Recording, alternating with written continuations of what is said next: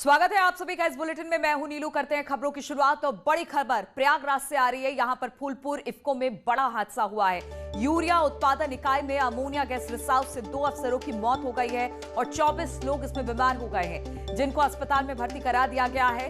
हादसे में assistant manager VP Singh और डिप्टी मैनेजर अभिनंदन की मौत हो गई है। हादसे में सीएम योगी ने दुख जताया है और राहत कार्य तेज करने के निर्देश दिए हैं। घटना के कारणों की भी जांच के आदेश दे दिए गए हैं। तो प्रयागराज से बड़ी खबर है। यहां पर एक फैक्ट्री से अमोनिया गैस का रिसाव हुआ है। यूरिया की ये फैक्ट्री थी, यूरिया उत्पादन यहां से हो रहा था और इसी यूरिया उत्पादन की इकाई में अमोनिया गैस का रिसाव हुआ है, जिसमें 2 अफसरों की मौत हो गई है और करीब 24 लोग बीमार बताए जा रहे हैं, जिनको फिलहाल तो तुरंत अस्पताल में भर्ती करा दिया गया है। हादसे में एक असिस्टेंट मैनेजर वीपी सिंह और डिप्टी मैनेजर अभिनंदन की मौत हो गई है। हादसे को लेकर सीएम योगी ने भी दुख व्यक्त किया है और राहत कार्य तेज करने के सीएम योगी की तरफ से निर्देश भी जारी किए गए हैं। घटना के कारणों की जांच के आदेश भी दे दिए गए हैं कि आखिर ये घटना हुई कैसे। तस्वीरें अस्पताल की, जहां पर जो घायल हैं, जो इस हादसे का शिकार हुए हैं, उनको एडमिट कराया गया है। करीब 24 ऐसे लोग हैं जो कि इस अमोनिया गैस के रिसाव के क्षेत्र में जद में आए हैं। 24 लोगों को फिलहाल तो अस्पताल में भर्ती करा दिया गया है। 10 बड़ी बातें। प्रयागराज में इफ्को में अमोनिया गैस का रिसाव हुआ और यूरिया बनाने की एक कंपनी है, यानी इकाई है इफ्को, और यहीं पर ये रिसाव हुआ है। बताया जा रहा है कि इसमें 2 अफसर की मौत हो गई है इस हादसे में, जबकि 24 कर्मचारी इस वक्त बीमार हैं। अलग अलग अस्पतालों में इन्हें भर्ती करा दिया गया है। हादसे में असिस्टेंट मैनेजर वीपी सिंह की मौत बताई जा रही है, जबकि एक और अधिकारी डिप्टी मैनेजर अभिनंदन की भी इसमें मौत हो गई है। हादसे के वक्त प्लांट में करीब 100 कर्मचारी और कई अफसर मौजूद थे जो उस वक्त काम कर रहे थे। अमोनिया गैस लीकेज से कर्मचारी बीमार होकर तड़पने लगे और यह खबर जैसे ही लगी है, इफ्को के पीआरओ विश्वजीत ने 2 अफसरों की मौत की अब पुष्टि कर दी है। हादसे के बाद दोनों प्लांट को बंद कर दिया गया है और जो भी कर्मचारी इस हादसे की जद में आए हैं, उनको अस्पताल में भर्ती करा दिया गया है। तस्वीरें हम आपको लगातार दिखा रहे हैं किस तरह से प्रयागराज में फूलपुर इलाके में इफ्को का कारखाना है, जहां पर यूरिया बनाने की एक इकाई है जिसमें अमोनिया गैस का रिसाव हुआ और करीब 2 ऑफिसर्स की इसमें मौत हो गई है। करीब 24 लोग इसमें हादसे का शिकार हुए हैं, जिनको अस्पताल में भर्ती करा दिया गया है, क्योंकि बताया जा रहा है कि करीब 100 लोग उस वक्त वहां पर काम कर रहे थे।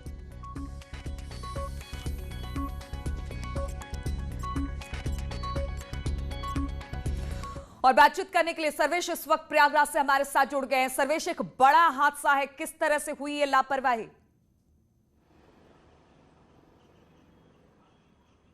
देखिए, प्रयागराज से 40 किलोमीटर दूर फूलपुर कस्बे में इफ्को का प्लांट है। यहाँ पर यूरिया का उत्पादन होता है। देर रात 12 बजे की बात बताई जा रही है, जबकि करीब 100 से ज्यादा कर्मचारी प्लांट में मौजूद थे। उस समय प्लांट के जो ट्यूब इसका था, वहाँ पर पंप लीकेज की वजह से यहाँ पर गैस रिसाव हुआ है, जिसकी वजह से यहाँ पर 2 अधिकारियों की मौत हो गई है और 2 दर्जन करीब जो कर्मचारी और अधिकारी हैं, वो इससे उनकी तबीयत बिगड़ी है और अलग अलग अस्पतालों में इलाज चल रहा है। इस वक्त हम मौजूद हैं प्रयागराज के जागृति अस्पताल में। यहाँ पर भी 4 मरीज भर्ती हैं और ऐसा बताया जा रहा है। अस्पताल प्रबंधन से जो हमारी बात हुई है, उन्होंने ये जानकारी दी है कि रात 2 बजे यहाँ पर 4 लोगों को लेकर आया गया है, जिनका इलाज आईसीयू में चल रहा है।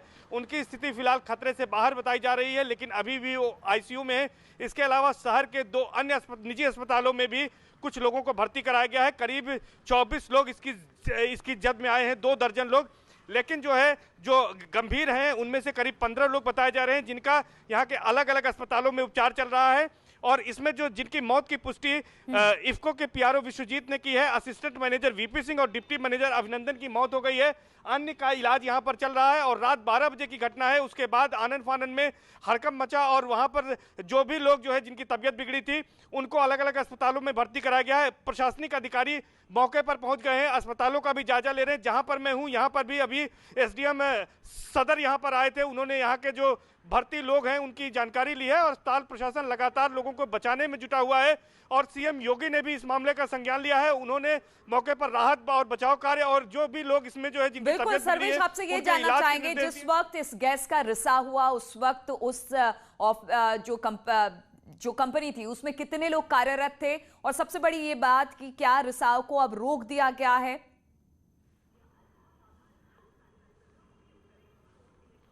देखिए अभी रिसाव को रोक दिया गया है फिलहाल, लेकिन उस समय कंपनी में 100 से ज्यादा अधिकारी और कर्मचारी मौजूद थे और रात 12 बजे के करीब घटना है, जबकि अमोनिया गैस का पंप लीकेज की वजह से रिसाव हुआ और उसके बाद वहां पर हड़कंप मच गया। तमाम लोग वहां पर गश खाकर गिरने लगे, बेहोश होने लगे और अधिकारियों में हड़कंप मच गया। आनन फानन में एम्बुलेंस को बुलाया गया, जो इफ्को की एम्बुलेंस थी उसको बुलाया गया और बाहर से सरकारी एम्बुलेंस को बुलाया गया और तमाम अस्पतालों में लोगों को शिफ्ट किया जाने लगा, जिसमें से 2 अधिकारी जो थे, असिस्टेंट मैनेजर वीपी सिंह और डिप्टी मैनेजर अभिनंदन, 2 लोगों की अस्पताल में इलाज के दौरान मौत हो गई। तो एक बड़ा हादसा है और ऐसा बताया जा रहा है कि बीते 2 सालों में 5 लोगों के 5 बार इस तरह से अमोनिया गैस रिसाव का हादसा हुआ है और ये बड़ी लापरवाही भी कही जाएगी। अपने आप में बड़ी बात है कि 5 बार इसी फैक्ट्री से गैस का रिसाव हुआ, अमोनिया गैस का रिसाव हुआ और लगातार इस तरह की खबर आने के बावजूद भी जो कि कंपनी थी वो सतर्क नहीं हुई है। सर्वेश, ये अपने आप में बड़ी बात है और एक बार फिर से ये हादसा निकलकर सामने आया है। चलिए इस पर आगे भी आपसे अपडेट लेते रहेंगे। फिलहाल बहुत बहुत शुक्रिया आपका हमारे साथ जुड़ने के लिए।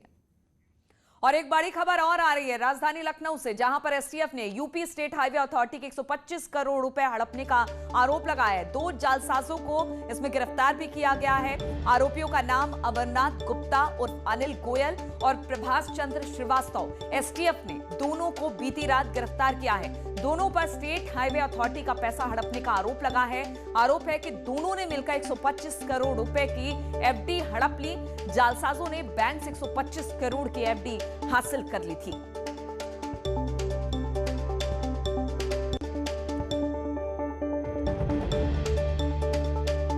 तो बड़ी खबर आ रही है लखनऊ से, यहां पर एसटीएफ ने Uttar Pradesh state highway authority के 125 करोड़ रुपए हड़पने के आरोपी 2 जालसाजों को गिरफ्तार कर लिया है। 2 तस्वीरें हम आपको दिखा रहे हैं। आरोपियों का नाम अमरनाथ गुप्ता और अनिल गोयल और प्रभाष चंद्र श्रीवास्तव बताया जा रहा है। एसटीएफ ने दोनों को बीती रात गिरफ्तार किया है।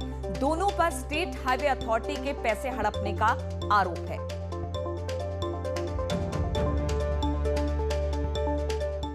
और बातचीत करने के लिए लखनऊ से राजीव हमारे साथ जुड़ गए। राजीव, किस तरह से आखिर पैसे को हड़पा इन दोनों लोगों ने और फिर पुलिस ने किस तरह से एसटीएफ ने इसका खुलासा किया है? देखिए, उत्तर प्रदेश में अब जालसाज आम लोगों के साथ सरकारी धन को भी हड़पने से डर नहीं लग रहा है उनको, और ये ताज़ा नया मामला सामने आया है। राजधानी लखनऊ में जो Uttar Pradesh state highway authority है उसके द्वारा बीते दिनों राजधानी लखनऊ की पंजाब नेशनल बैंक की महानगर शाखा में 125 करोड़ की एफडी जमा कराई गई थी।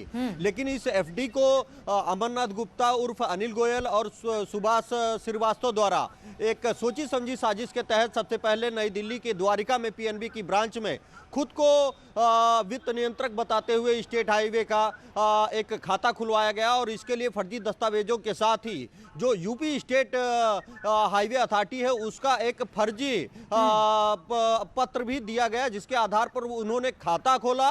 बल्कि 125 करोड़ की जो एफडी की धनराशि थी वो भी अपने अकाउंट में ट्रांसफर कर ली। लेकिन कहा जाता है कि चोर चाहे जितना शातिर हो, कुछ ना कुछ सबूत जरूर छोड़ देता है। लेकिन जब इस अकाउंट से उन्होंने पैसे निकालना शुरू किया, जिसके जरिए उन्होंने न सिर्फ BMW कार खरीदी बल्कि एक ऑडी कार भी खरीदी, तब इसकी भनक स्टेट हाईवे को लगी और इसकी शिकायत पुलिस के साथ ही साथ एसटीएफ से की गई, जिसके बाद इन दोनों जालसाजों को गिरफ्तार किया गया है। इनके पास से ऑडी कार भी बरामद की गई है। पैसों की रिकवरी हो पाई है क्या राजीव? महानगर शाखा के अधिकारियों और कर्मचारियों की भी भूमिका संदिग्ध है। पैसों की रिकवरी हो पाई है क्या? देखिए, पैसों की रिकवरी हुई है और जो उनके द्वारा खर्च किया गया है, चाहे वो ऑडी पे खर्च किया गया हो या BMW पे खर्च किया गया हो, तो उसकी भी रिकवरी करने की प्रयास किए जा रहे हैं। और साथ ही साथ एक गाड़ी बरामद की गई है जो उस पैसे से खर्च हुआ है। अब ये भी प्रयास किया जा रहा है कि जो अधिकारी और कर्मचारी इस पूरी मिलीभगत में जालसाजी में शामिल थे उनके खिलाफ भी कड़ी कार्रवाई की जाए। बिल्कुल, तो बड़ा फर्जीवाड़ा था जिसका खुलासा हो गया है और दोनों जो इसमें जालसाजी के आरोप में आरोपी थे वो अब पुलिस की गिरफ्त में। आप हमारे साथ राजीव बने रहिए, आगे भी आपसे एक खबर है उस पर अपडेट लेनी है। उत्तर भारत में सर्दी का प्रकोप लगातार जारी है। बर्फीली हवाओं से उत्तर प्रदेश में ठंड का प्रकोप साफ दिखाई दे रहा है। कड़ाके की ठंड के चलते जनजीवन अस्त व्यस्त हो चुका है। पश्चिमी उत्तर प्रदेश में तो रात के वक्त पारा 5 डिग्री से भी नीचे चला जाता है और पूर्वी और पश्चिमी उत्तर प्रदेश में घना कोहरा दिखाई दे रहा है। पहाड़ों पर हुई बर्फबारी की वजह से मैदानी इलाकों में ठंड और गलन बढ़ गई है। लोगों को घर से निकलना भी दूभर हो रहा है। गोरखपुर, वाराणसी, अयोध्या, लखनऊ, बरेली मंडल में रात का तापमान सामान्य से कम रिकॉर्ड किया जा रहा है। पश्चिमी उत्तर प्रदेश और एनसीआर के शहरों में भी ठंड और गलन से लोग परेशान हैं।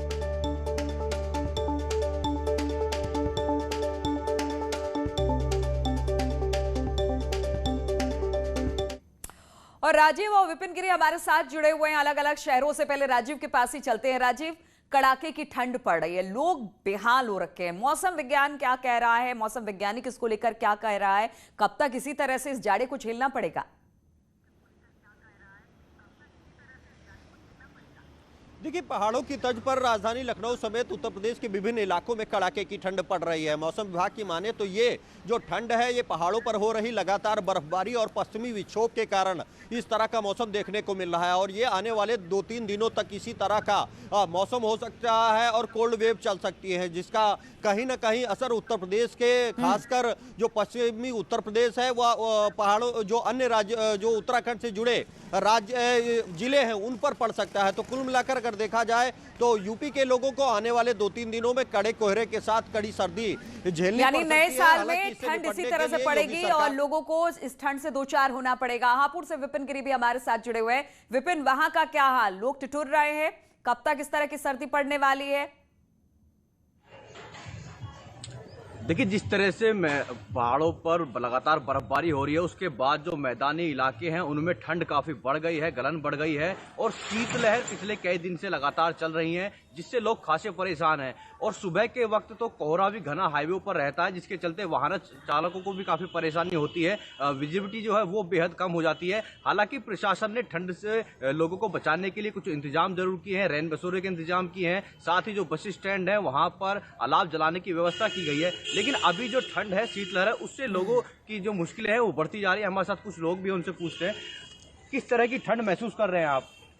ठंड बहुत ज़्यादा है और हाथों में सुन्नी है, हाथ पैर काम नहीं कर रहे हैं और अलाव के सहारे जो है हम राहत पाने। बिल्कुल विपिन, तो कहा जा सकता है लोग सर्दी का तो इंतजार करते हैं लेकिन बहुत ज्यादा सर्दी पड़ती है तो फिर परेशानी भी बहुत बढ़ जाती है, चाहे वो कोहरे की तरह हो या फिर बढ़ती गलन के लिहाज से। बहुत बहुत शुक्रिया आप दोनों का हमारे साथ जुड़ने के लिए।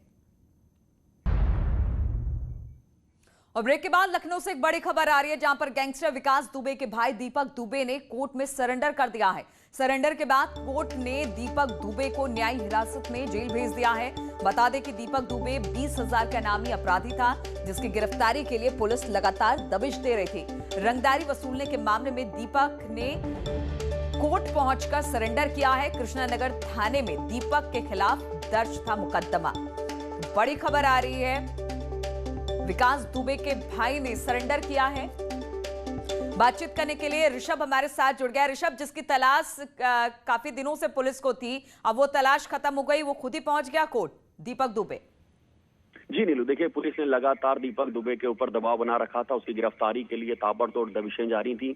बीते हफ्ते भी उसने कोशिश की थी कोर्ट में सरेंडर करने की, लेकिन कोर्ट ने उसके पास कोरोना नेगेटिव का सर्टिफिकेट नहीं था, लिहाजा वो सरेंडर नहीं कर पाया था। पुलिस ने उसको घेरने की कोशिश की थी लेकिन वो चकमा देने में कामयाब हो गया था और एक बार फिर उसने पुलिस को चकमा दे दिया है गिरफ्तारी से बचने के लिए। जैसा बताया जा रहा है कि वो कोर्ट में काफी समय से छिपा हुआ था। जैसे ही कोर्ट खुला है उसने सरेंडर कर दिया है कोरोना नेगेटिव रिपोर्ट के साथ, जिसके बाद कोर्ट ने उसको जुडिशियल कस्टडी में जेल भेज दिया है। अब पुलिस उसको पुलिस कस्टडी रिमांड पर लेगी और रिमांड के दौरान उससे पूछताछ होगी और इस बात को साफ किया जाएगा किन किन अपराधों में वो अपने भाई विकास दुबे के साथ रहा है और जिस मामले में उसके ऊपर इनाम था ये रंगदारी वसूलने और जालसाजी का, उससे बाबत उससे पूछताछ होगी। नीलू, ठीक है ऋषभ, बहुत बहुत शुक्रिया आपका जानकारी देने के लिए। तो विकास दुबे के भाई ने अब सरेंडर कर दिया है और उसे न्यायिक हिरासत में अब जेल भेज दिया गया है। और अलीगढ़ के दादो थाना क्षेत्र में एक युवती को गोली मारने का मामला सामने आया है। घायल युवती की मां का आरोप है कि गांव के ही एक युवक ने युवती को पकड़कर जबरन बलात्कार करने का प्रयास किया, जिसका युवती ने विरोध किया तो युवक ने गुस्से में आकर युवती की गोली मार दी और धमकी देते हुए मौके से फरार हो गया। वहीं मामले की जानकारी मिलने के बाद मौके पर पहुंची पुलिस ने घायल युवती को जिला अस्पताल में भर्ती करा दिया, जहां पर हालत गंभीर होने के चलते डॉक्टरों ने युवती को JN मेडिकल कॉलेज के लिए रेफर कर दिया, जहां उसका उपचार जारी है। पुलिस के मुताबिक मामला पुरानी रंजिश का बताया जा रहा है। फिलहाल पुलिस मामले की जांच में जुटी हुई है।